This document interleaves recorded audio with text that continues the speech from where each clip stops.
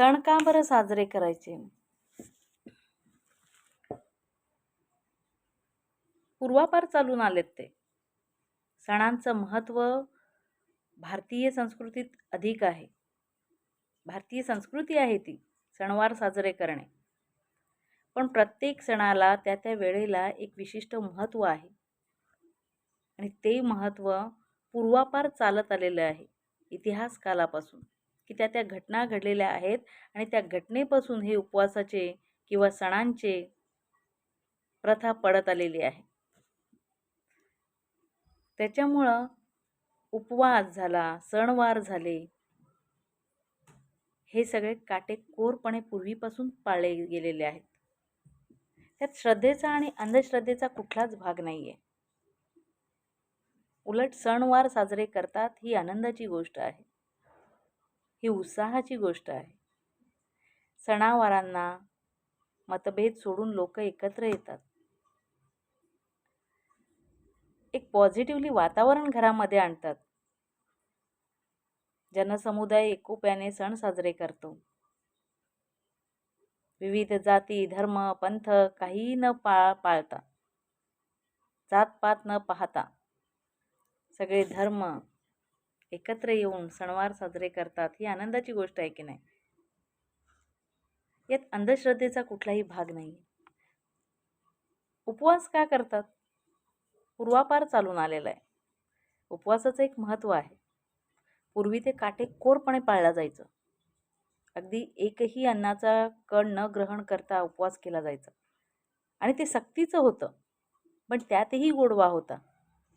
प्रत्येक सणाला त्या त्या काळानुसार महत्त्व आहे. प्रत्येक उपवासाला त्या त्या वेळेनुसार महत्त्व आहे. त्याच्यामुळं ते काटेकोरपणे पाळलं जायचं आणि महिला वर्ग करायचा, अगदी आवडीने करायच्या. त्यांच्यावर कोणी लादलं गेलं नव्हतं. काही घटकांनी तेव्हा ते उपवासाचे प्रकार पाडले असतील, पण त्यातही आनंद होता. पूर्वी फक्त पाण्याचा थेंब किंवा पाणी पिऊन उपवास सोडला जायचा. हो, आता अनेक पर्याय आलेत उपवासाला. आता बटाट्याची खिचडी आली, साबुदाण्याची खिचडी आली, शेंगदाण्यांची खिचडी आली, अनेक फ्रूट्स आले, अनेक पर्याय आपण उपवासाला शोधले. पण याला उपवास म्हणता येईल का? कदाचित पूर्वी उपवास करण्याचे कारण वेगळे असावे.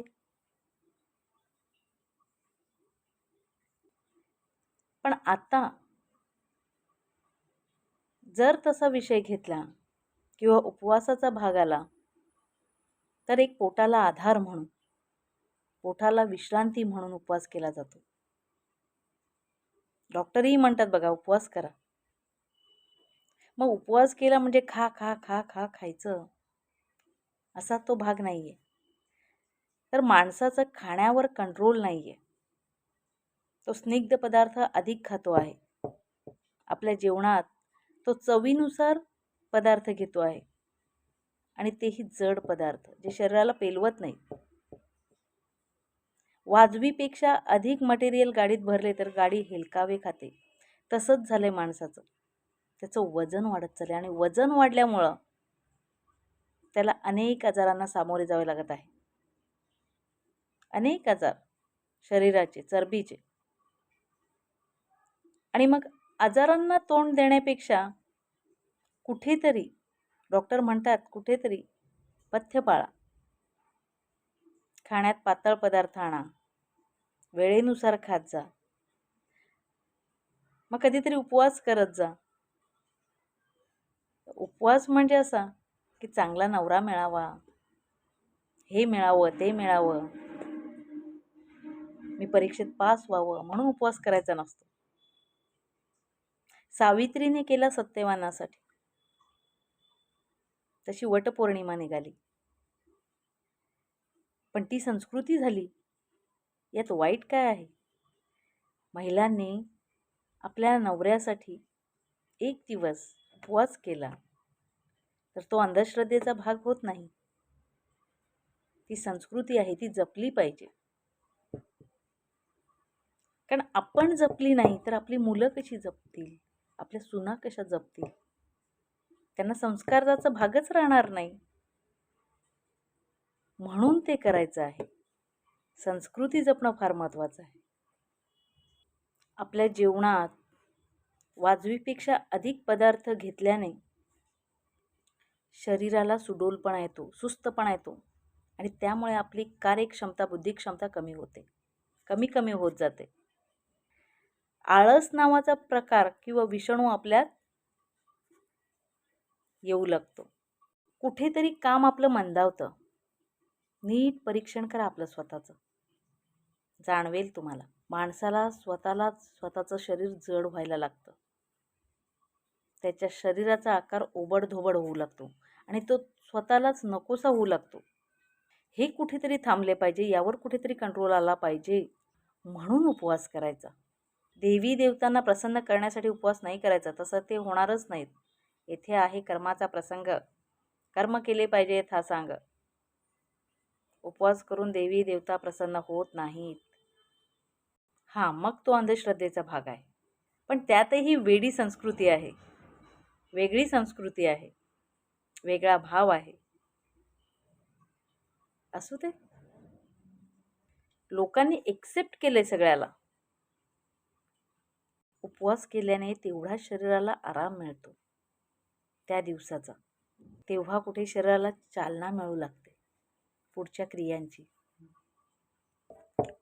आता मासिक पाळीचंच घ्या.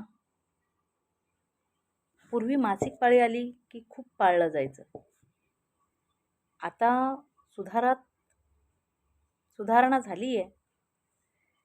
पूर्वी थोडीशी बंधनं पण होती, पण ती बंधनं पण काही कारणांसाठी होती.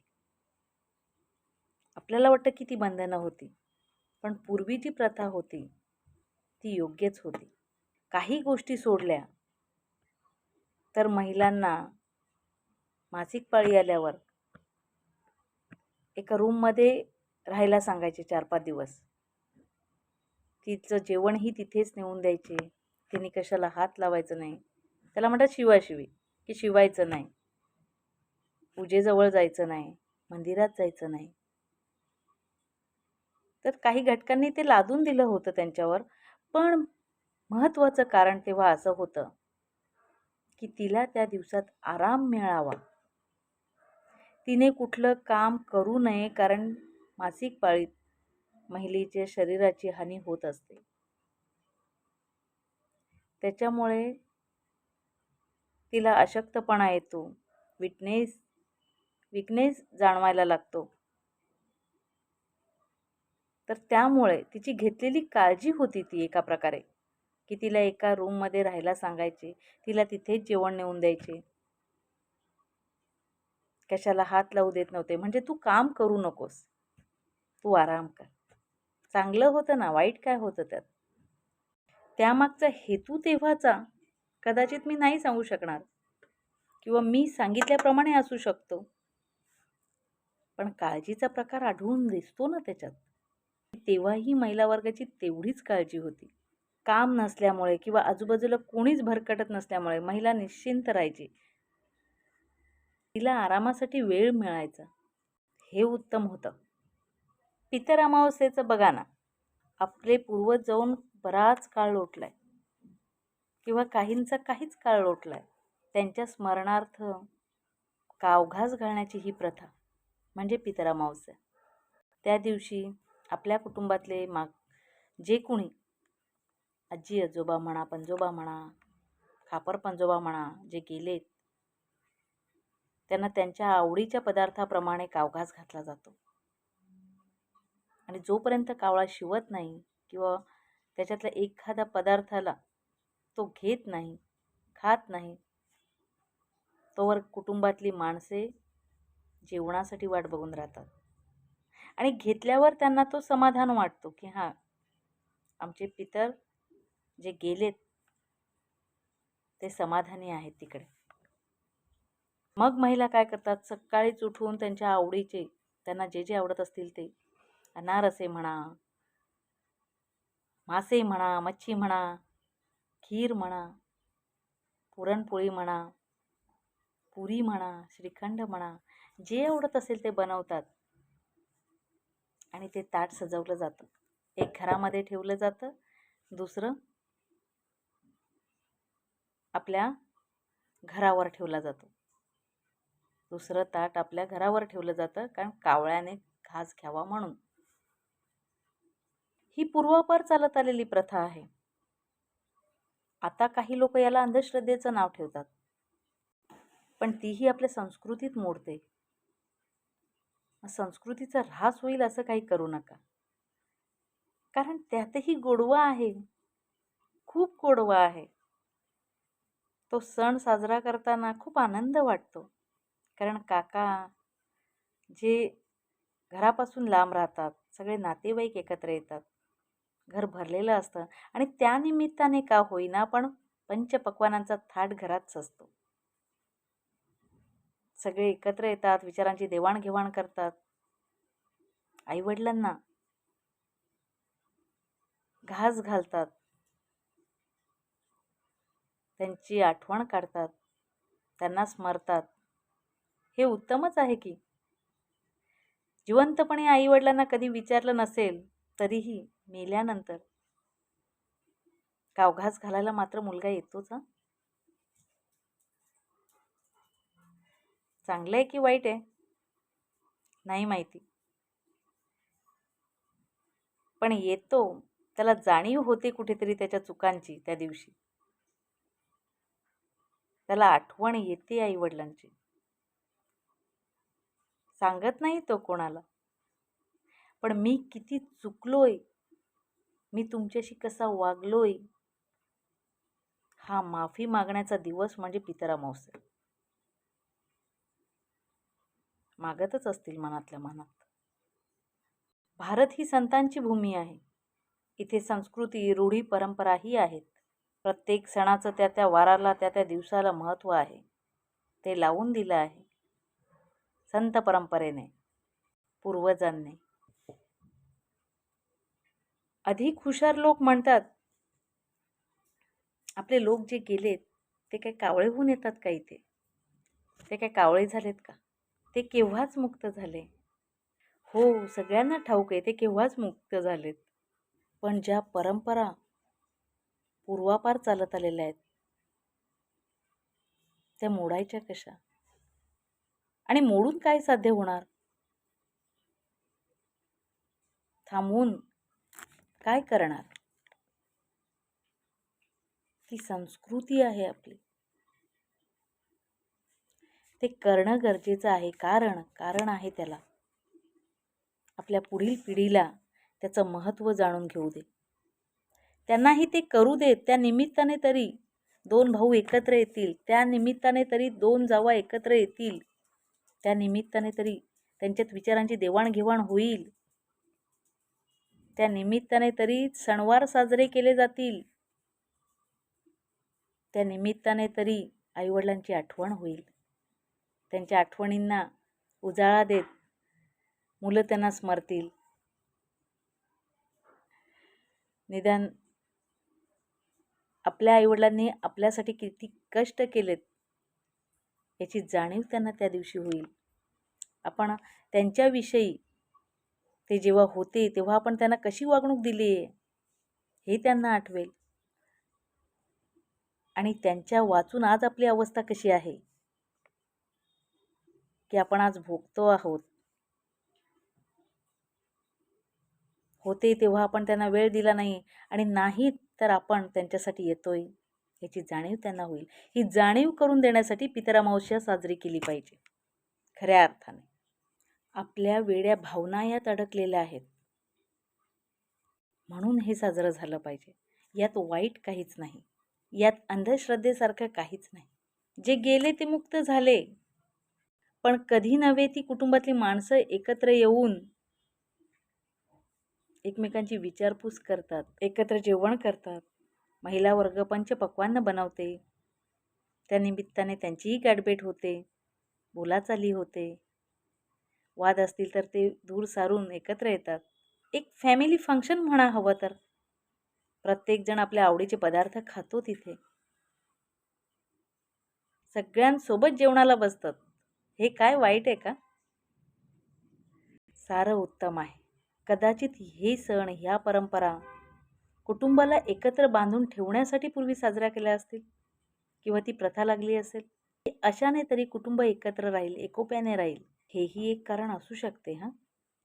दुसरे कारण म्हणजे आज आपण नाही केलं, आज त्या संस्कृतीचा लोप झाला किंवा ऱ्हास झाला किंवा ती मोडकळीस आणली तर या पुढील संस्कृती तिचा अवमान करेल. तिला त्याचं महत्त्व राहणार नाही. मग ती अशीच भरकटत जाणार एकेका सणापासून, परंपरेपासून. कारण सगळंच लोप पावलंय. त्यांना त्यांची जाणीव असू दे.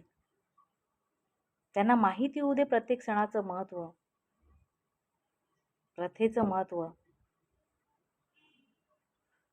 आपण वागलो तर ते वागतील मोठ्यांपुढे. आपणच नाही वागलो तर ते म्हणतात की आमचे मोठेच नाही वागत तर आम्ही कशाला वागायचं. म्हणून करायचं सगळं. बोडकी संस्कृती भारतात दिसण्यात येईल तुम्हाला. विधवा संस्कृती कोणाला पाहायला आवडेल काय? तिथे शालीनता नसेल, हौसमौज नसेल, नम्रता नसेल, प्रथा परंपरा नसतील, काहीच नसेल. म्हणतात ना, जैसा बीज बोओगे वैसा ही पाओगे. आज तुम्हीच नाही केलं तर उद्या तेही करणार नाहीत. त्यांनाही त्या सणांचं महत्त्व राहणार नाही. त्या सणांचं महत्त्व वाटणार नाही. त्यांना त्यामागचा इतिहास कळणार नाही की ह्या संस्कृती, ह्या प्रथा कशापासून आणि कशाने सुरू झालेल्या आहेत. सरसपाट होऊन जाईल सगळं. म्हणून सणवार साजरे केले पाहिजेत. म्हणून उपवास केला पाहिजे. आपण करू आणि आपल्या पुढच्या पिढीलाही त्याचे महत्त्व सांगत जाऊ. अंधश्रद्धेतून नाही तर श्रद्धेतून. ज्या कुटुंबात डॉक्टर, इंजिनियर आईवडिलांना वाकून नमस्कार करतात, त्यांची मुलं जरी परदेशात असतील तरी ते भारतात आल्यावर किंवा इकडचे तिकडे गेल्यावर त्यांना नतमस्तक होतील, त्यांना वाकून नमस्कार करतील. हा संस्काराचा भाग आहे. आपल्या मुलांना परंपरा, संस्कार, श्रद्धा, सणवार दाखवून देण्यात कुठे कमी पडू नका. मुलांना 2 पैसे कमी कमवायला शिकवलेत तरी चालेल, पण संस्कार देण्यात कुठे कमी पडू नका.